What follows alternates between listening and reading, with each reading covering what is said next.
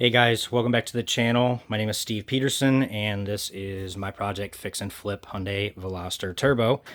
Today in this video we will be getting the camshafts installed back on the head here.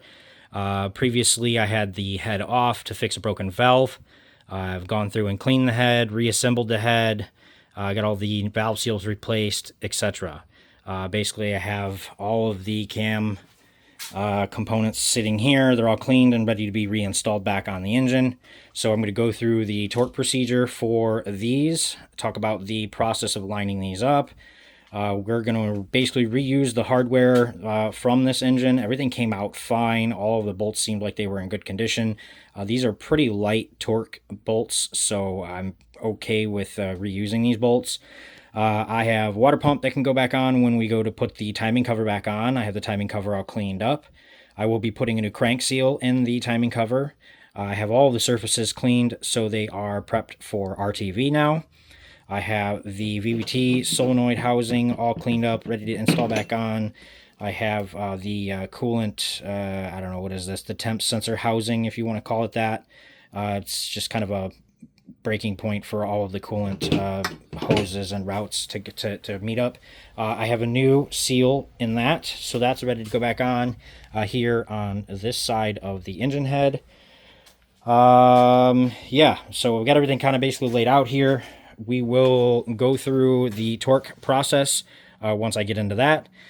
It is super hot in the garage today. It's 106 degrees with the humidity, so I will be running the fans today. That means I'm going to basically just record and then probably dub over a voiceover commentary of what I'm doing step by step the best I can. I appreciate everybody for watching the videos so far. If you're interested in following along and learning more, please hit that subscribe button for me. And let's get into this. First things first here, lubrication. Obviously the head is fresh and clean and dry. There's no oil or anything like that in it. So we want to get some oil in here. Basically just an initial lubrication of the journals and kind of drizzling it on the valve springs and things like that. Getting it in the cam journals as well. This is important. You can use engine assembly lube, or this is just 5W30. I will now smear it around in the journals with my finger just to make sure that those journals are fully lubricated.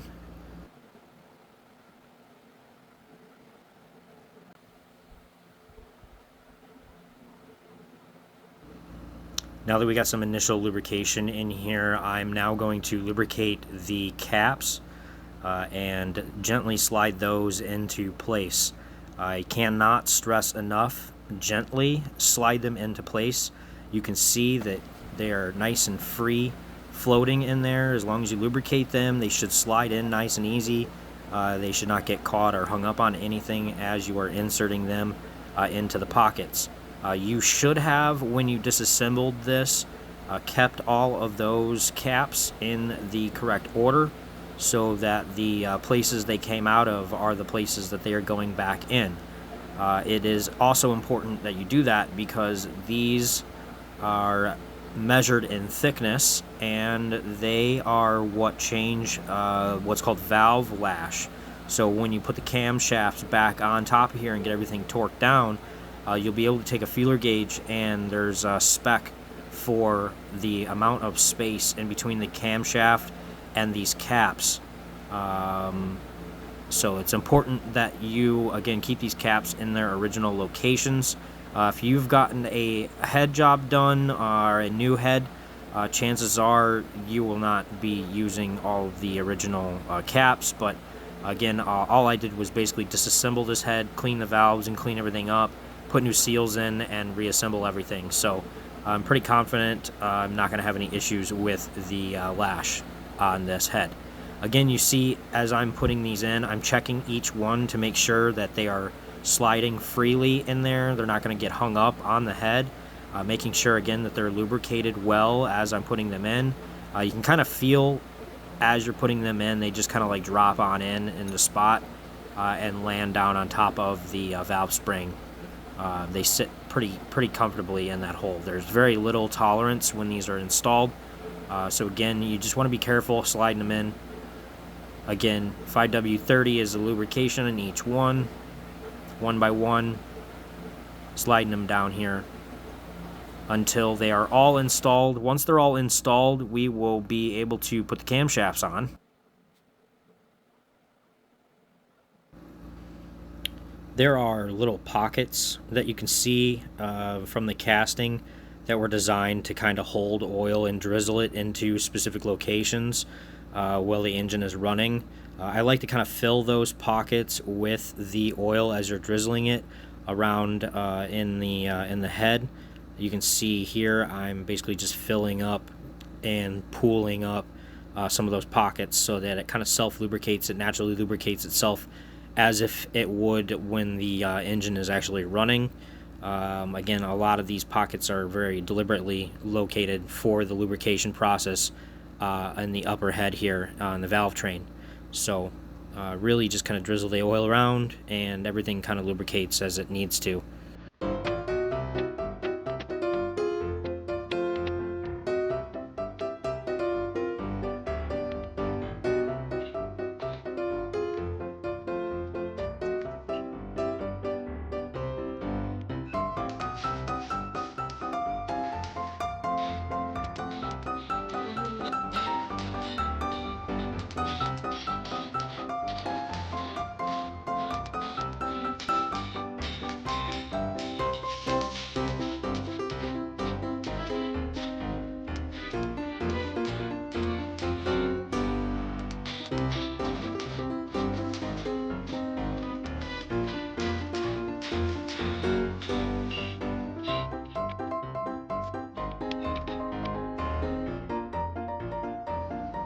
We are now ready for the cams. This is the exhaust cam. Note the mark I made to darken the factory mark on the phaser, what direction that points in. These marks basically need to face each other when the cams are tightened down. These are the bridges, 1, 2, 3, 4, 5. All of them face in the same direction towards the phasers. Make sure you keep them in the correct order and put them in the right place. I'm just setting them in place first, and then when I go to actually put the bolts in, I will lubricate these caps as well as the journals or the camshafts as well. Again, just a little 5W30 in each one. Make sure the journal's lubricated and put that cap down on top, and it should fit pretty snug there. Again, very small tolerances here. This should fit nice and tight. You just kind of finger screw the bolts down. You do not need to snug them in any way with any tools right now. All we're doing is hand tightening and getting everything kind of assembled initially. Once we have everything initially assembled and all the screws are kind of finger threaded in, I will be able to come back in with the ratchet and start snugging these down.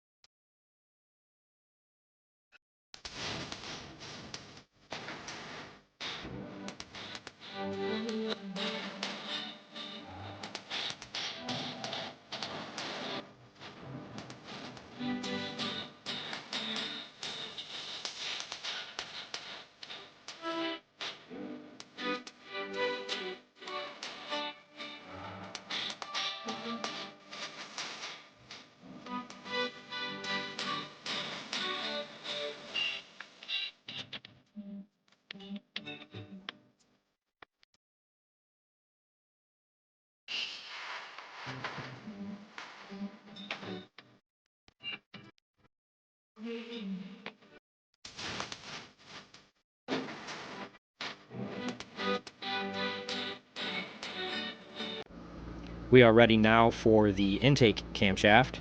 Again, there's the mark on the phaser. That is a factory mark. All I did was darken it with a Sharpie so that you guys could see it on camera. It's really hard to see from the factory, especially there's some oil stains, but there are indicators telling you which direction those phasers need to point when you put these camshafts in. You do not need to force it in or press it down. Here's the caps, 1, 2, 3, 4, with the arrows all facing towards the phasers. Again, we're going to lubricate each of these and drop the screws down just as we did on the exhaust side. Note that I did not tighten anything on the exhaust side down yet. I'm still just placing the caps on and dropping the screws in. The tightening down process will come next once we get all these caps on.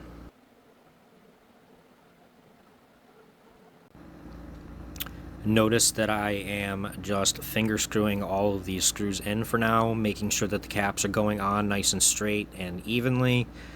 I will just tighten all of the screws down here by hand, and then we'll come back in with tools. My first step here before I just go in and start ratcheting all of these bolts down, again, is just to make sure that they are kind of finger tight to my maximum ability before I start cranking on them with any tools. I want to make sure that all of these caps are seating nice and square and straight before I tighten them down. And I find the easiest way to do that is to just tighten them up by hand here evenly across all of the bolts. And once you got them all evenly tightened down, you'll be able to come in with the ratchet and again just kind of check that they're all at like a similar light tightness to start, and then we will come back in with our torque wrench and actually start the torque sequence here.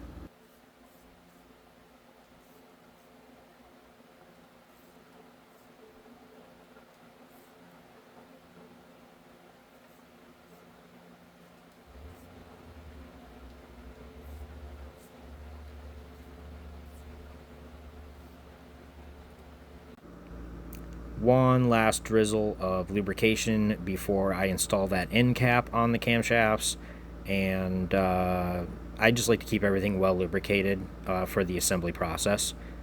Grab your torque wrench, and first round is 5 Newton meters. Again, first round 5 Newton meters, second round 10 Newton meters.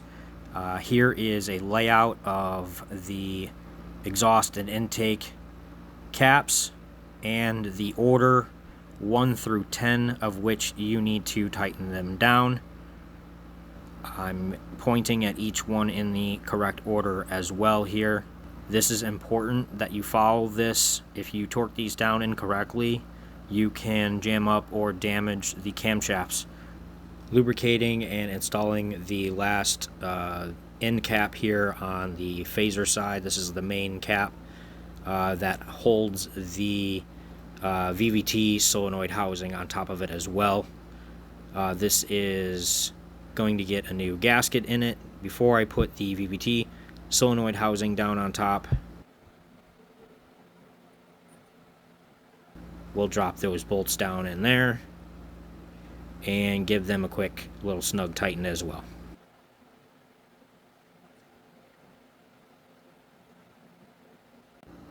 First round of torquing is 5 Newton meters, following the correct pattern procedure.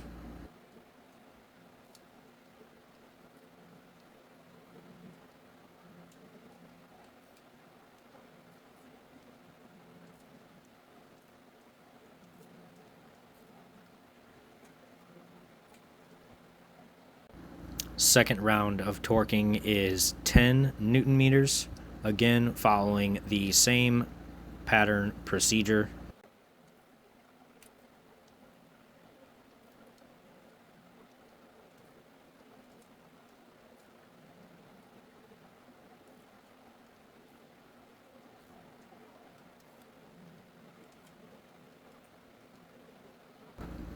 Timing chain time. Note the orange painted links. The two links that are closest to each other go around the top of the phasers. There are little dot marks on the phasers that you line up with the painted links. And then you go around the bottom and wrap the chain around the camshaft sprocket. Up top, you will notice the painted links do not line up perfectly with the dots on the phasers as they should. What you need to do is stick a 12mm socket on that rear phaser and just rotate it just a little bit. You'll see I was trying to grab it and turn it by hand. You're not going to be able to. You need to put a wrench on it and rotate that camshaft just a tiny little bit so that here we are. You can see all my painted links line up specifically on those dots. The two marks on the phasers are pointed basically exactly at each other. You can see down here now that the painted link lines up specifically on that camshaft sprocket. You'll see I need to line it up very specifically on that tooth. If you do not line it up specifically on that tooth when you put the tensioner and the guides in, you're going to have timing issues. So make sure that all of your painted links line up with the timing marks on the gears and phasers. Here we are, all assembled with the tensioners and guide in.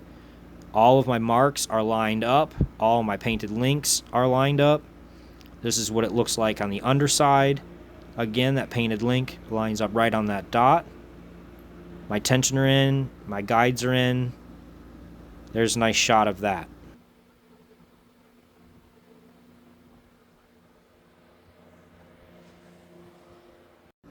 I have here a diagram for RTV where you're going to lay the beads for the timing cover. It is important that when you install the timing cover, it does not touch anything on the engine bay. As you're putting it back in, you don't want to smear that RTV on anything or ruin the bead.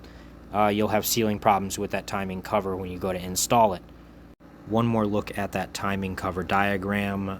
1/8 inch bead of RTV on the channel around the timing cover. Don't forget those 4 bolt holes down the center, and then a bead in the channel around the water pump side.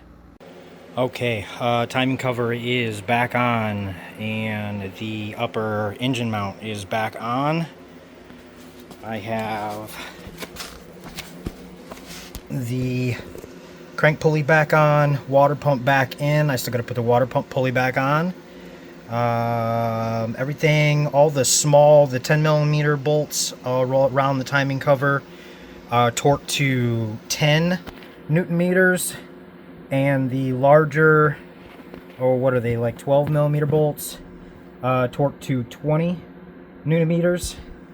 And you want to work from the center. There's 3 up the center. You want to torque those first and then kind of star pattern the rest of them all around. And then I do the water pump ones last.